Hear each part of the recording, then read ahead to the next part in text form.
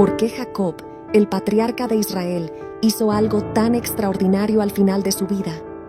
No solo bendijo a sus nietos Manasés y Efraín, hijos de José en Egipto, sino que los adoptó, colocándolos al mismo nivel que sus propios hijos, Rubén y Simeón. Pero, ¿por qué Rubén, el primogénito, perdió su posición? ¿Y por qué Jacob invirtió el orden de las bendiciones, colocando al menor, Efraín, por encima de Manasés? Esta decisión de Jacob no fue solo una elección familiar o emocional. Llevaba un peso espiritual y profético que cambió el destino de Israel para siempre. Hoy, esta historia nos enseña mucho sobre el plan de Dios, su soberanía y cómo Él puede usar lo improbable para cumplir sus propósitos. En este video, comprenderás por qué Rubén y Simeón perdieron el favor de Jacob, cuál es el significado espiritual de la adopción de Manasés y Efraín, y qué nos enseña esta antigua historia sobre confiar en Dios incluso cuando todo parece estar fuera de lo esperado. La historia de Manasés y Efraín comienza mucho antes de su encuentro con Jacob, y para entender plenamente el impacto de la decisión del patriarca, debemos retroceder en el tiempo y observar la trayectoria de José. La vida de José es una de las historias más emocionantes y transformadoras de la Biblia.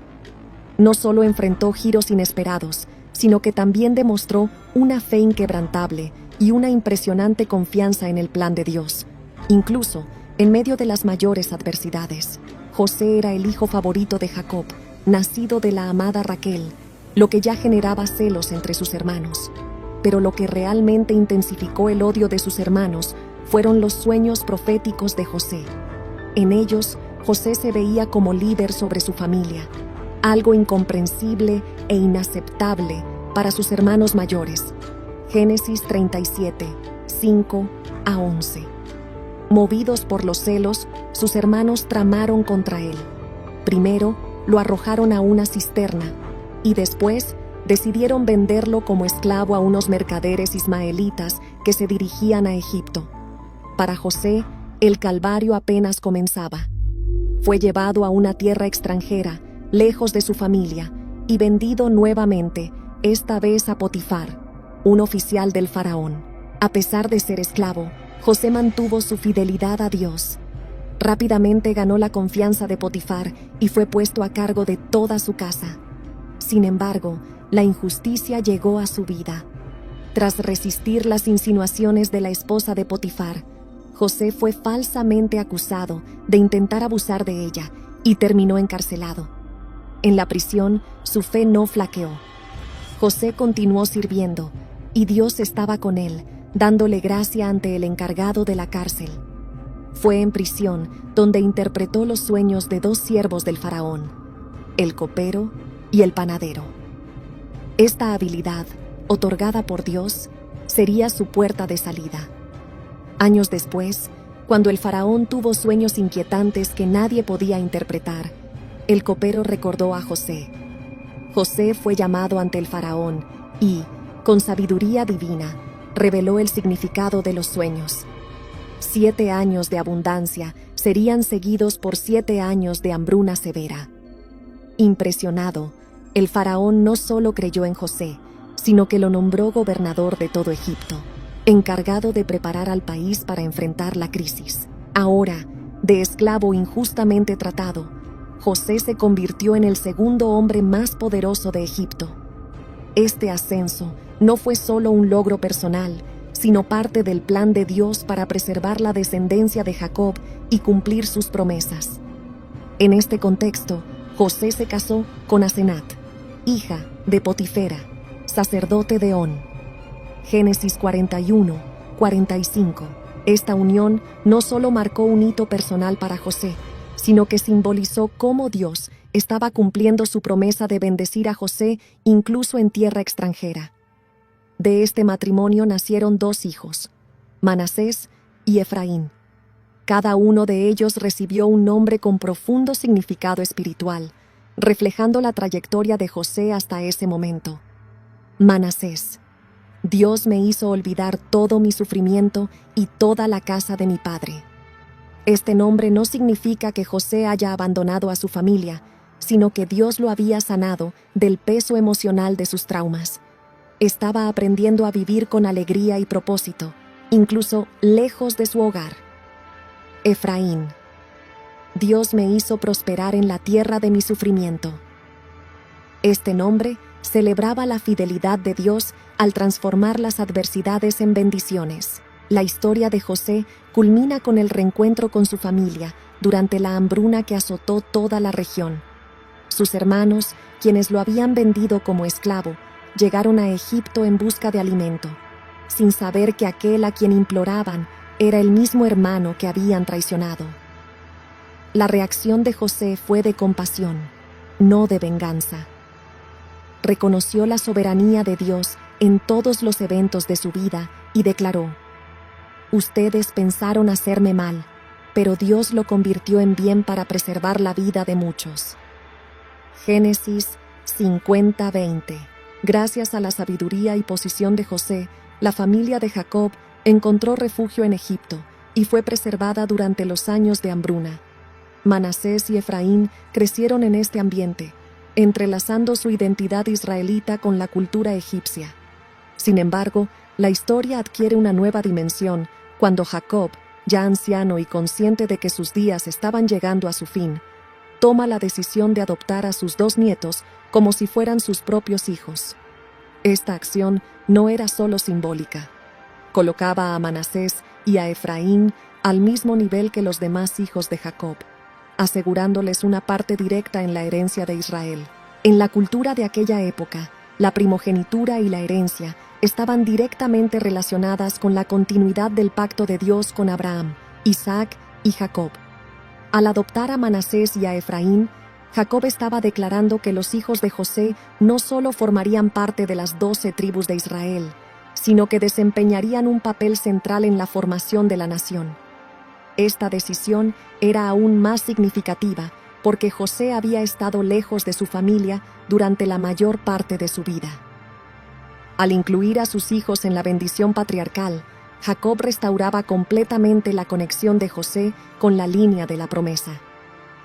Ahora bien, te estarás preguntando, ¿por qué Jacob hizo esto?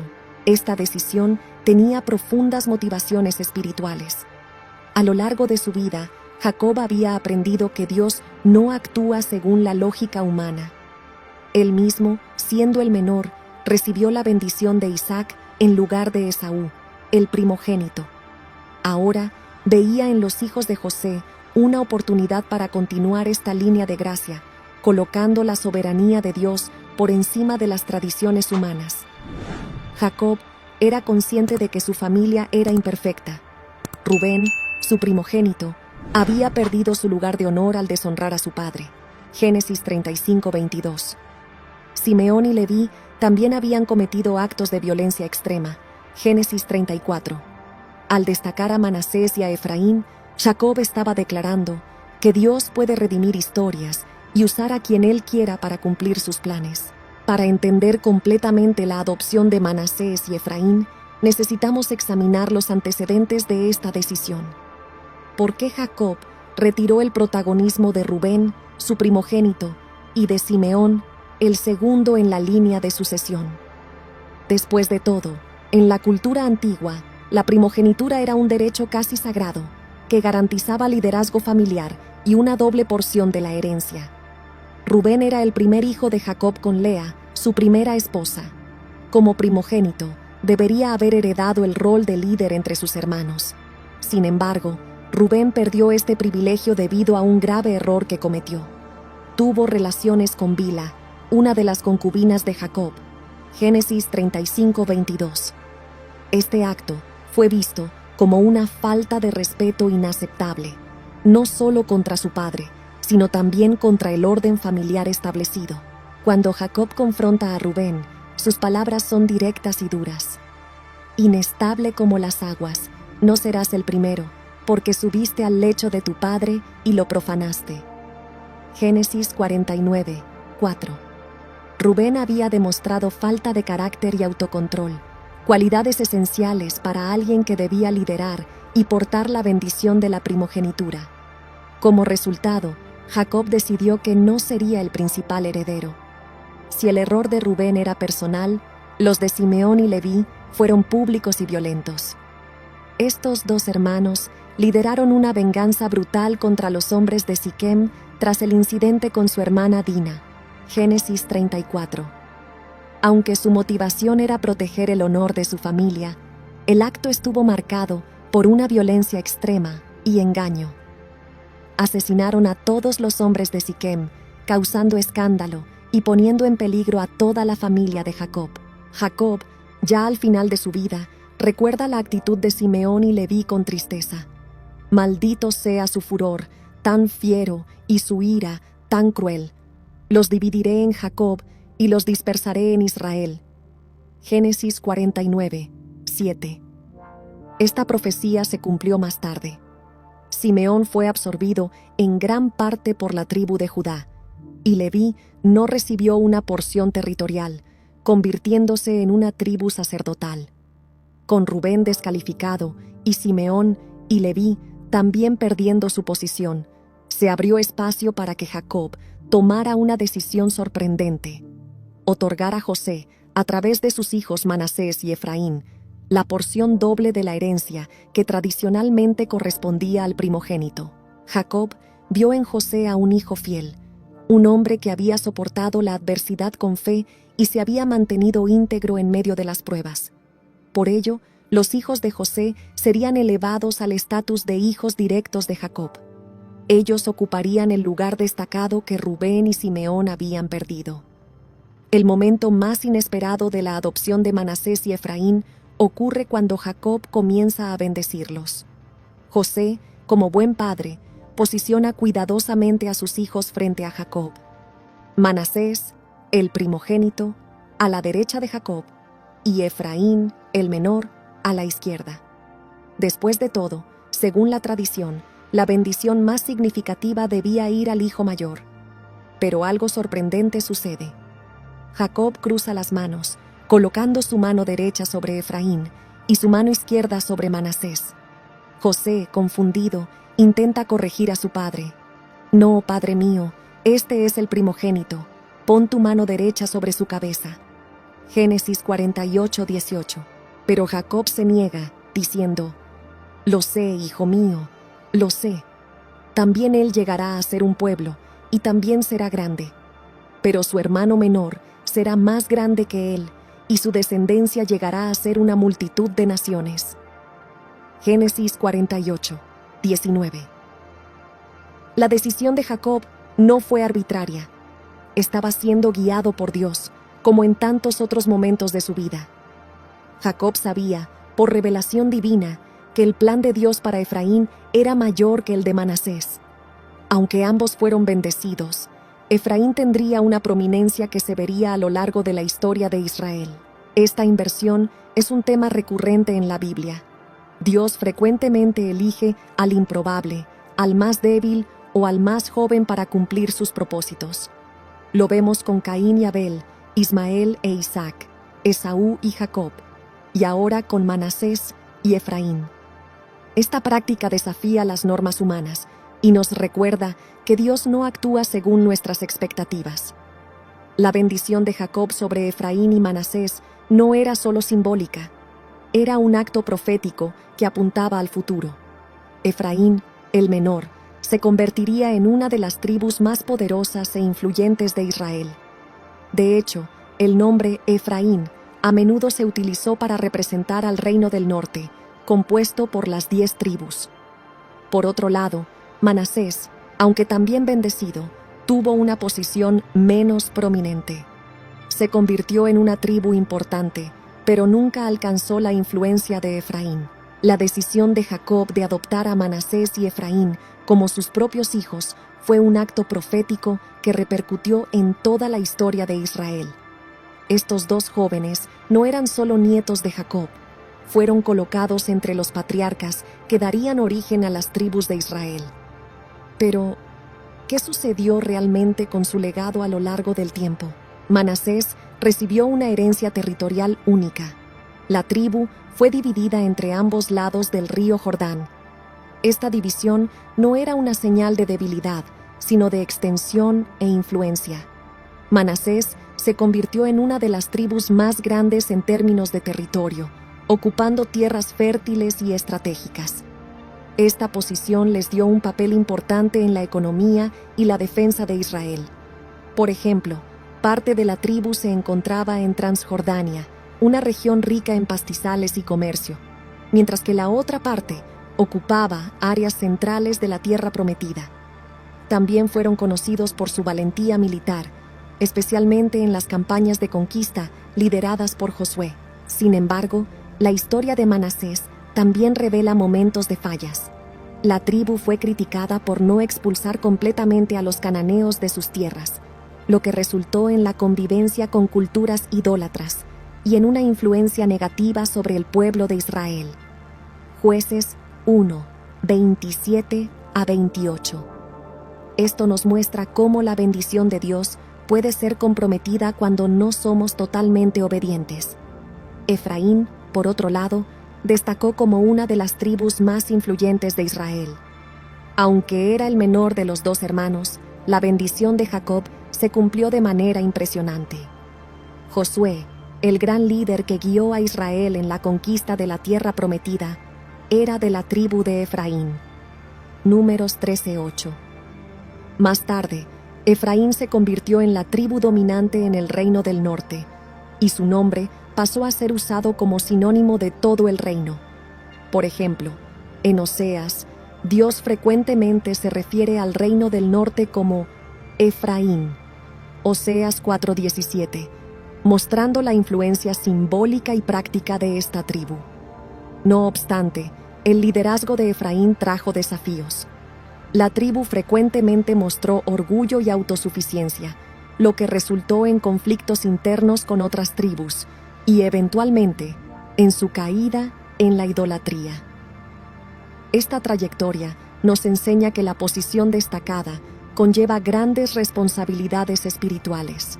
Más que una cuestión de territorio o liderazgo, la adopción de Manasés y Efraín apunta a un patrón de cómo Dios trabaja. Jacob trajo a dos jóvenes nacidos en Egipto, fuera del contexto inmediato de Israel, y los insertó en el corazón del pacto. Esto nos recuerda que Dios es el Dios de la inclusión. Él no limita sus bendiciones con base en dónde nacimos, nuestra origen o nuestra historia. El acto de Jacob apunta a la adopción divina que todos recibimos en Cristo. Así como Manasés y Efraín fueron elevados a la posición de hijos, Dios nos eleva a la posición de hijos e hijas a través de Jesucristo, dándonos acceso a una herencia eterna. Romanos 8:16 a 17. La historia de estas tribus continúa resonando en nuestras vidas. ¿Estamos utilizando las bendiciones que Dios nos ha dado para su gloria, como fueron llamados a hacer Efraín y Manasés?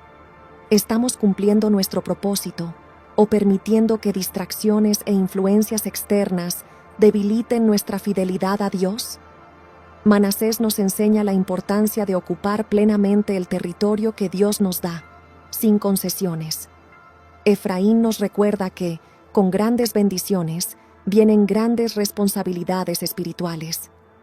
Ambos apuntan a la necesidad de confiar en la soberanía de Dios y en sus planes, que siempre exceden nuestras expectativas. Ahora que conoces la historia de Manasés y Efraín, ¿qué fue lo que más llamó tu atención? Si este mensaje tocó tu corazón, te invito a compartir este video con alguien que también pueda beneficiarse de esta enseñanza. No olvides dejar tu me gusta y suscribirte al canal para seguir disfrutando de más contenido profundo sobre la palabra de Dios. Déjame saber en los comentarios desde qué país estás viendo este video. Me encantaría saberlo. Muchas gracias por ver hasta el final. Hasta el próximo video. Dios te bendiga.